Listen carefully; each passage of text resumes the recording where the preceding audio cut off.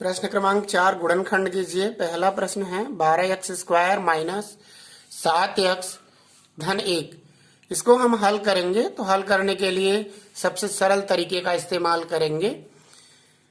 हल में पहले हम इस प्रश्न को नोट करेंगे 12x² माइनस 7x धन 1। ये नोट कर लिया हमने। अब आसानी से समझने का अभ्यास करें। x² का गुणांक क्या है छात्रों? x² का गुणांक क्या है? 12 और अचर पद क्या है?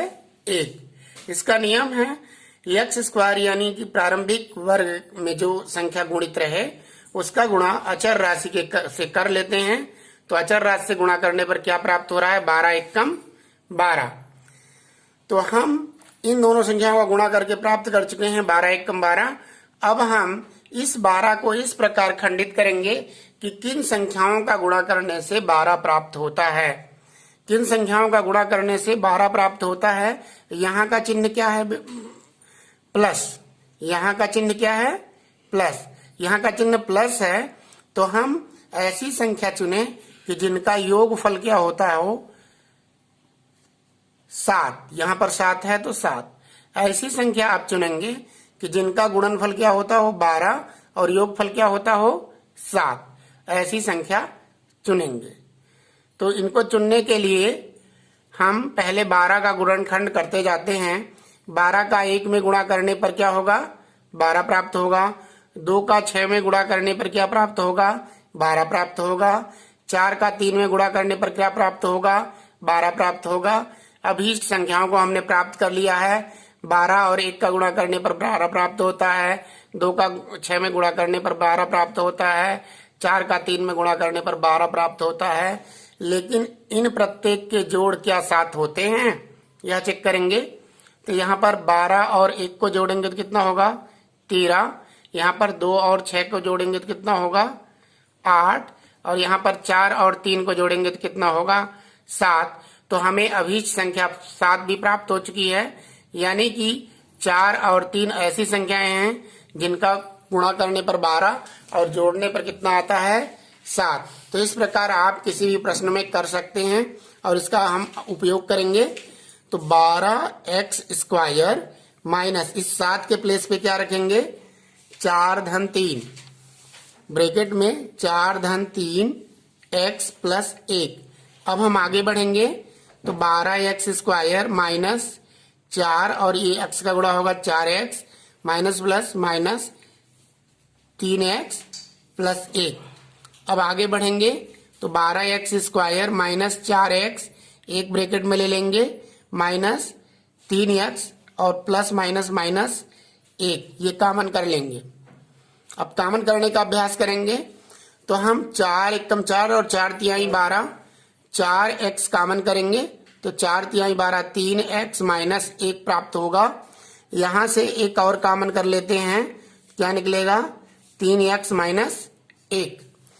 3x माइनस 1 उभयनिष्ठ है इसलिए अब 3x माइनस 1 को कॉमन कर ले रहे हैं। 3x माइनस 1 को कॉमन कर लिए तो लेफ्ट आउट क्या बचा? जो अंडरलाइन नहीं है बचा 4x माइनस 1। तो यहाँ लिख देंगे 4x माइनस 1। इस प्रकार गुणनखंड हो जाएगा इस प्रश्न का। अब हम दूसरे प्रश्न को देखने का प्रयास करते हैं। अब हम चौथे के तीसरे प्रश्न में चलते हैं। चौथे का तीसरा प्रश्न है 6x² प्लस 5x माइनस 6। तो इसका गुणनखंड हमें करना है।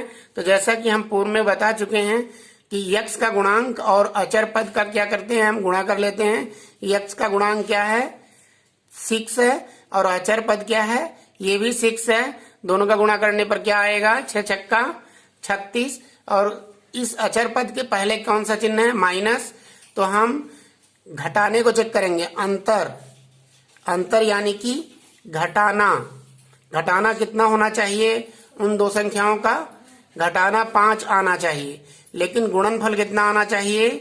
गुणनफल आपका 36 आना चाहिए। तो हम ऐसी दो संख्याएं चुनेंगे जिनका गुणा करने पर 36 आए और घटाने पर क्या आए? 5 आए। तो यहाँ पर हम 36 के गुणनखंड ढूंढते हैं। 36 गुणा 1 बराबर 36। 36 गुणा 2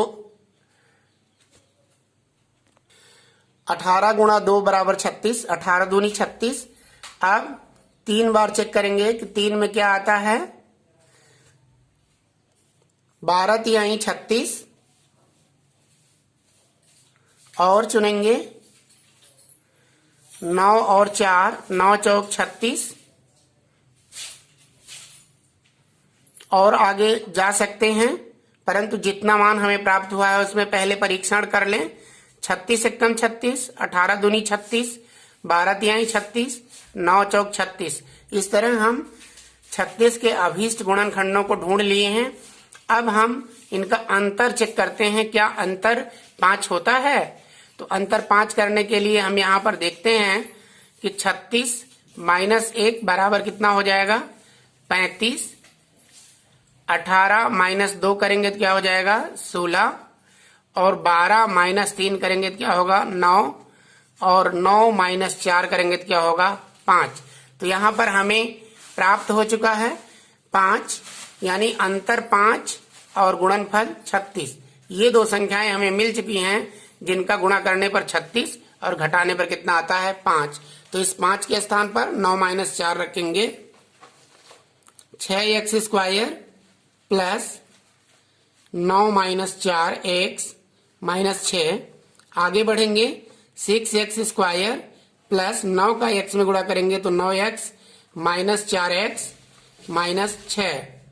अब ग्रुपिंग कर लेंगे 6x स्क्वायर माइनस 9x का एक ग्रुप बना लीजिए और माइनस कॉमन करके 4x धन 6। देखिए ब्रैकेट के बाहर माइनस आता है तो यह माइनस किस में बदल जाता है प्लस में बदल जाता है।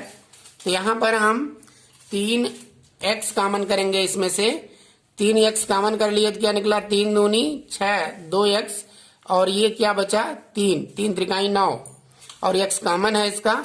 इसी प्रकार इनमें से 2 कॉमन कर रहे हैं, 2 दूनी 4, 2x माइनस 2 तिहाई 6 प्लस 3। ये समान राशियां हैं, इनको कॉमन कर ले रहे हैं हम। 2x प्लस 3 ये कॉमन हो गया और दूसरा बचा क्या 3x माइनस 2 जो अंडरलाइन नहीं था। इस प्रकार इसका भी अभीष्ट आंसर हम प्राप्त कर चुके हैं, इसका गुणनखंड निकल चुका है। इस प्रकार आप इस प्रश्न को आसानी से कर सकते हैं।